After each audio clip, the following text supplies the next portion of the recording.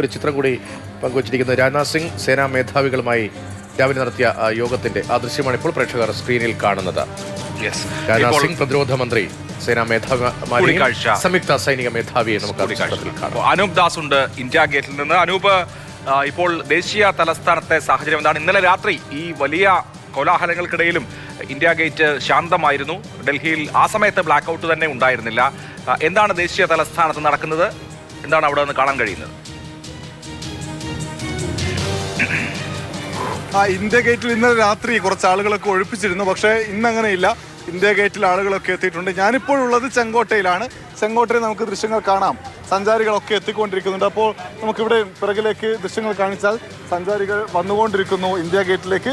യാതൊരു നിയന്ത്രണവുമില്ല, പക്ഷേ സുരക്ഷാ ക്രമീകരണങ്ങളൊക്കെ ശക്തമാണ്. ഇവിടെ ആദ്യം ഡൽഹി പോലീസിൻ്റെ ഒരു ഗേറ്റ് ഉണ്ട്. ആ ഗേറ്റിലൂടെ കടന്ന് അപ്പുറത്ത് CISFന്റെ പരിശോധനയുണ്ട്. അതും കടന്ന് വേണം ചെങ്കോട്ടിലേക്ക് എത്താൻ. ഇതൊക്കെ നേരത്തെയുള്ള പരിശോധനകൾ തന്നെയാണ്.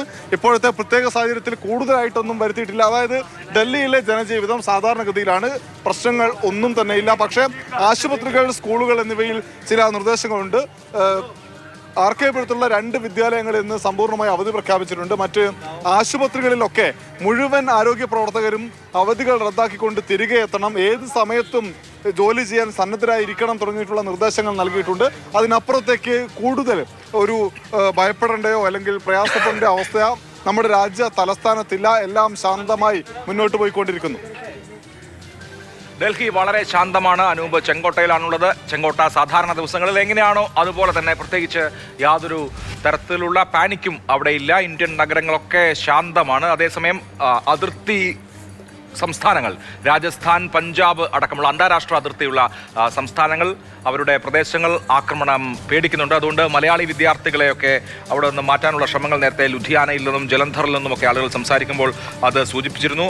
അതുപോലെ തന്നെ പഞ്ചാബിലെ 600-ലധികം മലയാളി വിദ്യാർത്ഥികളെ മാറ്റിയിട്ടുണ്ട്. മലയാളി സംഘടനകൾ അവിടെ 4000-ഓളം മലയാളി വിദ്യാർത്ഥികൾ പഞ്ചാബിൽ പഠിക്കുന്നുണ്ട്. അപ്പോൾ അവരെ സുരക്ഷിതമായി നാട്ടിലെത്തിക്കുക, ഈ യുദ്ധ സാഹചര്യം ഒഴിവാവുന്നതുവരെ, അതിർത്തിയിലെ ഈ ആക്രമണ ഭീഷണി ഒഴിവാവുന്നതുവരെ അവരെ സുരക്ഷിത കേന്ദ്രങ്ങളിലേക്ക് മാറ്റുക തുടങ്ങിയ കാര്യങ്ങൾ നടക്കുന്നുണ്ട്. പഞ്ചാബിൽ നിന്ന് മലയാളി വിദ്യാർത്ഥികളെ മലയാളി സംഘടനകളുടെ നേതൃത്വത്തിൽ ഒഴിപ്പിക്കുകയാണ്. നേരത്തെ ലുധിയാനയിൽ നിന്ന് അവിടെ നിന്നുള്ള ആൾ സംസാരിച്ചപ്പോൾ അത് പറയുകയും ചെയ്തിരുന്നു. വാഹനങ്ങളും അതുപോലെ തന്നെ മറ്റ് സംവിധാനങ്ങളുമൊക്കെ അതിന് ഏർപ്പാടാക്കിയിട്ടുമുണ്ട്.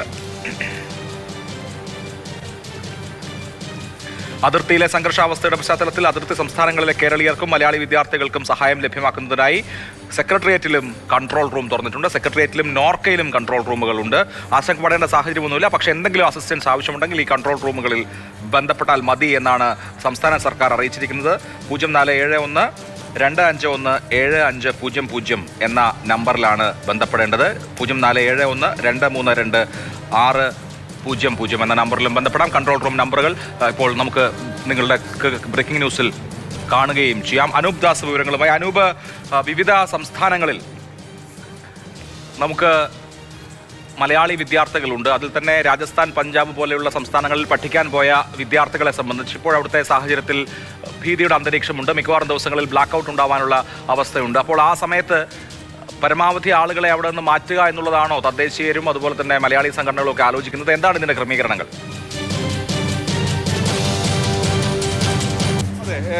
രണ്ട് തരത്തിലുള്ള ക്രമീകരണങ്ങളുണ്ട്. ഡൽഹിയിൽ നമ്മുടെ നോർക്ക ഇടപെട്ടുകൊണ്ട് സംസ്ഥാന സർക്കാരിൻ്റെ നിർദ്ദേശപ്രകാരം ഒരു കൺട്രോൾ റൂം ആരംഭിച്ചിട്ടുണ്ട്. അതിന് നമ്പറുകളും നമ്മുടെ ചാനലിൽ ഉൾപ്പെടെ അത് ഫ്ലാഷ് ചെയ്യുന്നുണ്ട്. ആ നമ്പറിൽ വിളിച്ചാൽ വേണ്ട സഹായം ഡൽഹിയിലേക്ക് എത്താനും, ഡൽഹിയിൽ അതായത് എന്താണ് സാധ്യത എന്നുള്ളത് അവർ പറഞ്ഞു നൽകും. ഡൽഹിയിലും വേണ്ട സൗകര്യമൊരുക്കും. ഇതാണൊരു കാര്യം.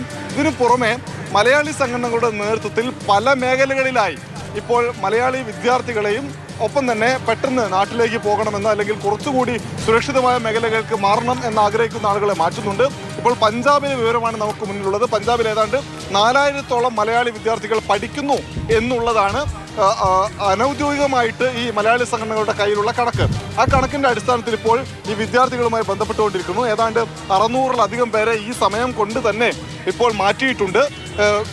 ലഭിക്കുന്ന ബസ്സുകളാണെങ്കിൽ, ട്രാവലറുകളാണെങ്കിൽ അത്തരം വാഹനങ്ങളാണ് കയറ്റി വിടുന്നത്.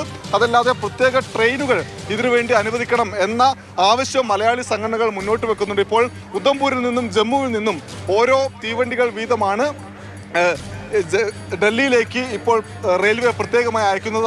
അതിനപ്പുറത്തേക്ക് രാജസ്ഥാനിൽ നിന്നോ പഞ്ചാബിൽ നിന്നോ മറ്റേതെങ്കിലും സംസ്ഥാനത്ത് നിന്നോ കൂടുതൽ തീവണ്ടികൾ അനുവദിച്ചിട്ടില്ല. എന്തായാലും കൂടുതൽ തീവണ്ടികൾ വേണമെന്ന് പറയുന്നു. അതിന് പുറമെ തന്നെ രാജസ്ഥാൻ ഒപ്പം ജമ്മു കാശ്മീർ തുടങ്ങിയിട്ടുള്ള ഇടങ്ങളിൽ മലയാളി വിദ്യാർത്ഥികളുണ്ട്. അവരെ കൂടി തിരികെ കൊണ്ടുവരാൻ വേണ്ടിയിട്ടുള്ള ഇടപെടലുകൾ വേണം എന്നൊരു ആവശ്യം ഉയരുന്നുണ്ട്.